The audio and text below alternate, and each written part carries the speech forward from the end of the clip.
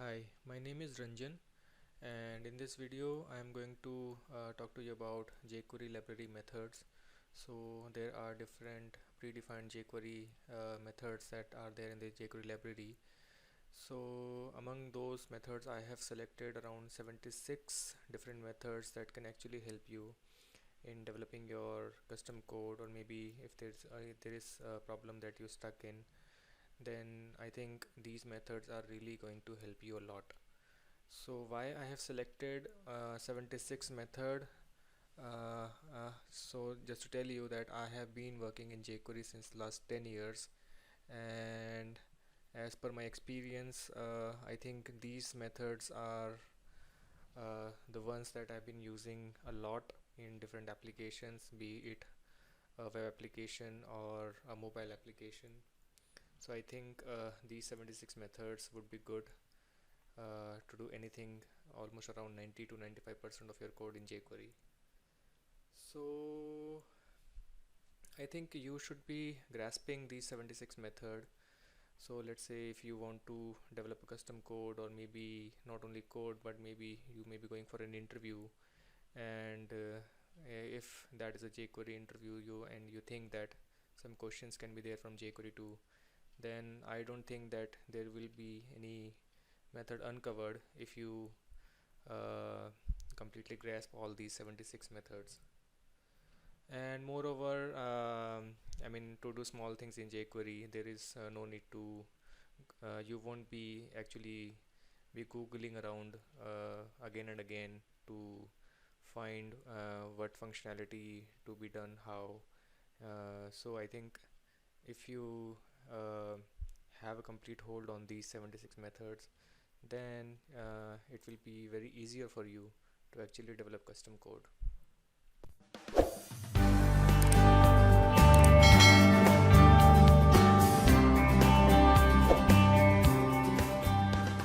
So coming back to the tutorial, so for this video, for to cover all the methods, I'll be breaking this video into multiple parts. So if we go and look at what are the different methods, so what I've done is I have divided all these methods, all these 76 methods, into different sections.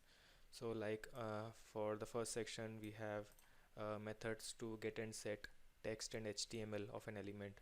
So I have selected two methods for this section, text and HTML. So I'll be actually giving you a practical example of how text and HTML method work and what can you achieve by using these two methods.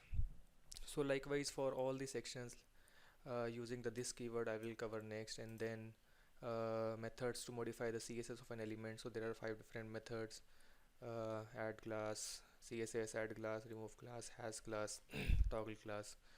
Then to show and hide an element, there are 3 methods: show, hide, toggle. To show and hide an element with an animation, if you want to apply animation using jQuery, so I have selected 7 different methods: fade in, fade out, fade toggle, fade to, slide up, slide down, slide toggle. So like this I have created different sections. There are methods. So what you can do is you can pause the video here, and maybe you can write these methods somewhere in your notes, or you can take a screenshot or whatever you feel like. So these are the different methods, and in the last there are event object, not methods but event objects, which are different from these 76 methods. So methods are till here, and these are event objects that I'll also cover later in the tutorials. So I'll be uploading different videos as per the different section. Like I'll be making a single video with these two things, this keyword and methods to get and set text and HTML. Then I'll be uploading another video to modify the CSS. Then another video for showing and hiding of element, simple and along with animations. So if you really want to cover all the things, so I would recommend to follow along with all the videos, all the parts that I'm going to upload next. So okay, so I think this is for the description, and we can go ahead and do some code. Okay, so I have created a jQuery file, not jQuery file actually, an HTML file. So So this is for part 1, and I'll be starting writing my code. So whatever code you have in the body, and just before the closing of the body, I can actually add a script tag.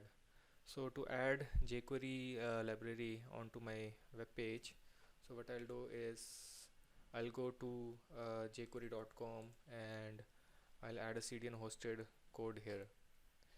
So okay, so let's say if I go to jQuery.com, so this is the official jQuery website, and if I go on download jQuery, and then so these are the links that if you want to natively import jQuery in your folder and then use it. So what I'll do is, for the sake of this tutorial, I am going to use the CDN version. So this is the link, http code.jquery.com. So if I click on this, and jQuery 3.x, and that is the version which is I'll be using for the minified version. So if I click on minify, so this is the code that you can include in your body tag just before the closing of the body tag to use the jQuery library. So I'm copying this and coming back to my editor, and let's say if I paste this here, so this is the jQuery library, and just below them I'm adding script tags, script sorry, we'll remove this src script tag, and I'll start my jQuery code here. So how do a jQuery code start? Dollar document dot ready function. So here I can write all my jQuery code, here. Okay, so let's start with our first method, which is the text method. So text method is basically used when you want to either get or set the text inside any element on the web page. So for example, let's say I have a div tag and I write something here, hello world. Okay, and div tag, I'm giving a class of, let's say, hello div, and for this tutorial purpose what I'm going to do is I'll write this style, the CSS, on in the head itself. So so for div tag I have a class of hello div. So if I write dot hello div, and I'm going to give it a width of something, let's say 300 pixel, and then height of 300 pixel, and I'm giving it a border of 1 pixel solid black, or you can use the hash code of black, hash 000. So if I save this and if I run this on the browser,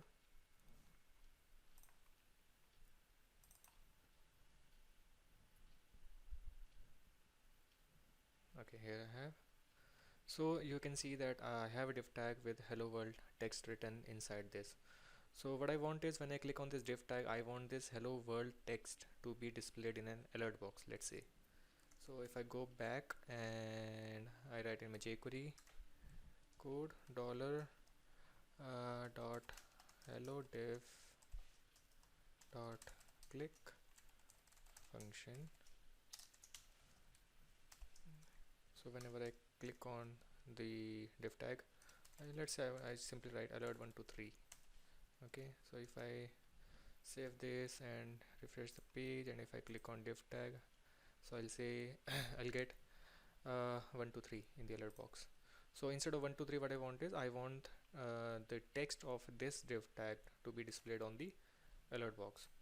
So instead of writing 123, what I'll do is, first I'll create a variable here, let's say div text is equal to now I'll use dollar dot hello div dot text. So what this line is going to do is, I'm selecting the hello div again, and I'm selecting the text of that div tag. I am storing that in div text variable. So if I write this div tag variable inside div text variable inside the alert box, and if I save and then refresh again, and if I click on this div tag, so what we are going to get is we are going to get the hello world text as it was displayed in the div tag. Okay, so this is fine. So I mean it so see, I have already have a selector dollar dot hello div. So I'm to get the text, I'm using it again, dollar dot hello div dot text. So instead of this, what I can do is, instead of this, if I delete this and if I write this, so this means so instead of selecting writing this dollar dot hello div again, so what I've written is I've written this keyword. So this keyword points to the same element on which you have fired the method, the click method, or a click event we can say. So this keyword will simply pointing to dollar dot hello div. So dollar dot hello div dot text. So it is the same thing. So I think this is the recommended way, and you should always use the this keyword in such cases. So if I save again and if I refresh this page again and if I click this, so hello world is again there, which is great. Okay, yeah. So I'm commenting out this code now. So this was an example of how to get the text of the div tag. So let's say I want to set some text of this div tag to something else.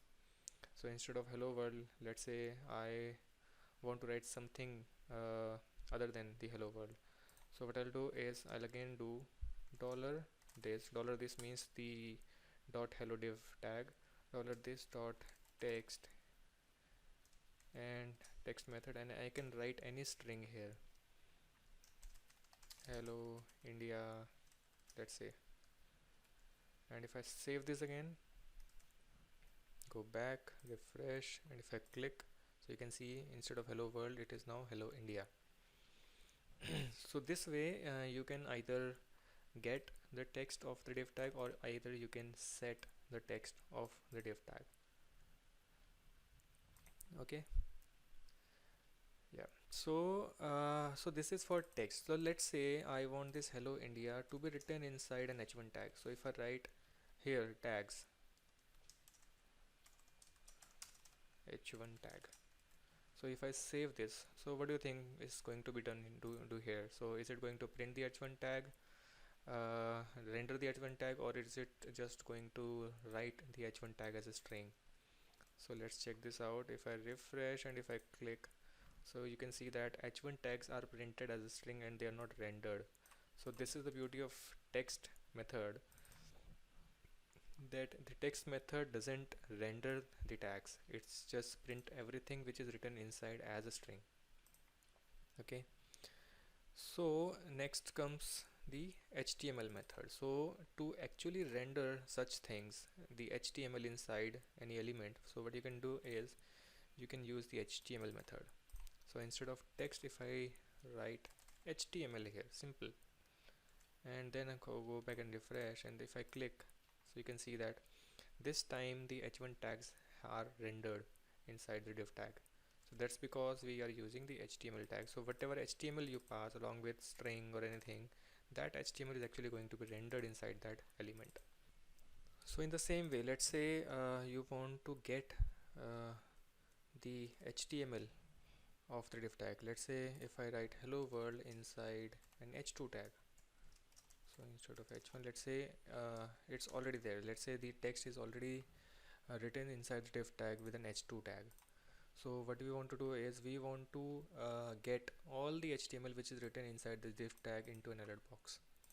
So this time I'll write variable div HTML is equal to dollar this dot HTML. So we want to get the HTML of the this means the div tag.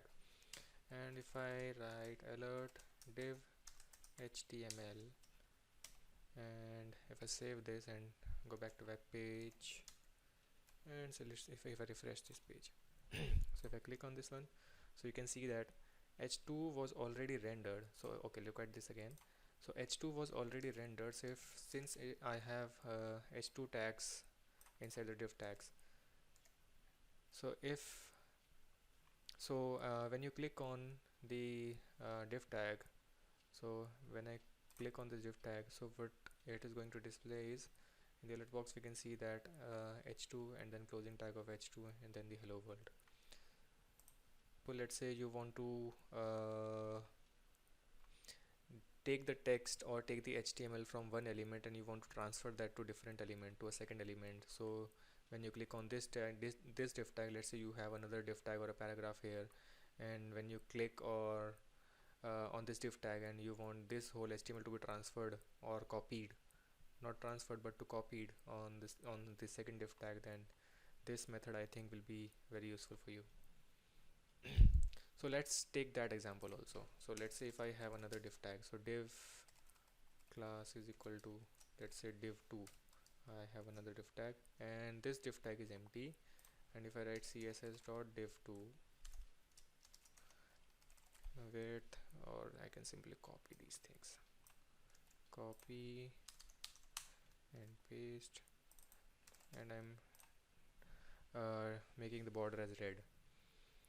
So let's see, so this div tag will appear below this div tag, this one, red one, and the black one. So what we want to do is, when I click on this div tag, I want the hello world along with h2 to be rendered in the red div tag. Fine, okay.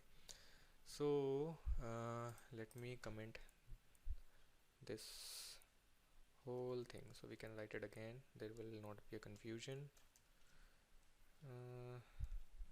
Okay, let me comment this like here. Okay, so again, so what I'm doing is $.hello div dot click function, and I mean delete that. So let me delete this all things, so I mean there will not be a confusion at all. So what I'm going to do is variable div html is equal to $this dot html. So we are taking the HTML out of the hello div tag, and what I'm doing here is $dot div2. Div2 is the second div tag with the red border that we want to that we want h2 to be displayed in. So $dot div2 dot html. So the HTML of div2 tag should be something. Should be should be div html. Okay, so if I space this out, so what I've done is when we click on hello div $this dot html, we are storing this into variable div html, and then we are transferring this div html into div2 $dot div2 dot html as div html. So if I save this again and go back to my browser, if I refresh, and let's say if I come here and if I click on the div tag, so what happened here is hello world have been transferred from div1 to div2, or copied from div1 to div2. So internally, so this is what we are doing. Fine, okay. So I mean, what will happen if now again if I delete this HTML method and if I write text here? So div HTML, I mean the hello div, see, since we know that hello div contains tags along with hello world string, so what I'm doing is I'm using, instead of HTML method, I'm using a text method. So what text method does was, text method was actually fetching the text of the element on which it is applied, and I think so what here it should do is it should copy the text or get the text and store it into the div html variable, and if we set the $div2 html, so let's see what will be printed inside the div2.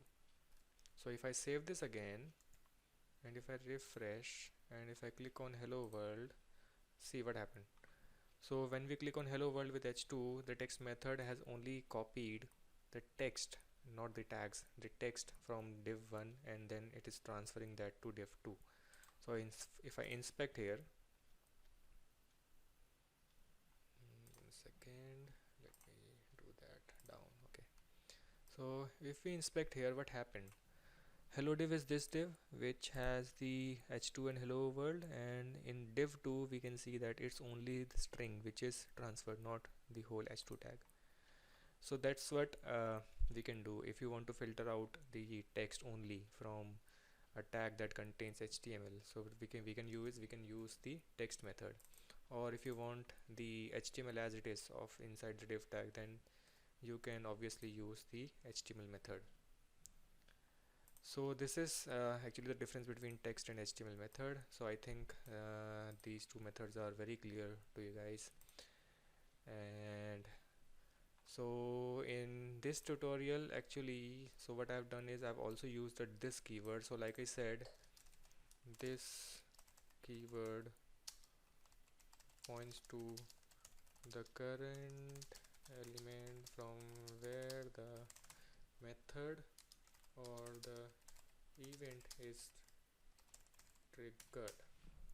So this keyword always points to the current element. Current element means the element which we have clicked, or we are taking our mouse over, or whatever event we are going to fire from that element. So it will always points to the current element, in this case hello div, current element from where the method or the event is triggered. So this is how it works. So I think in this same tutorial we have covered both the things, text method and the HTML method and this keyword.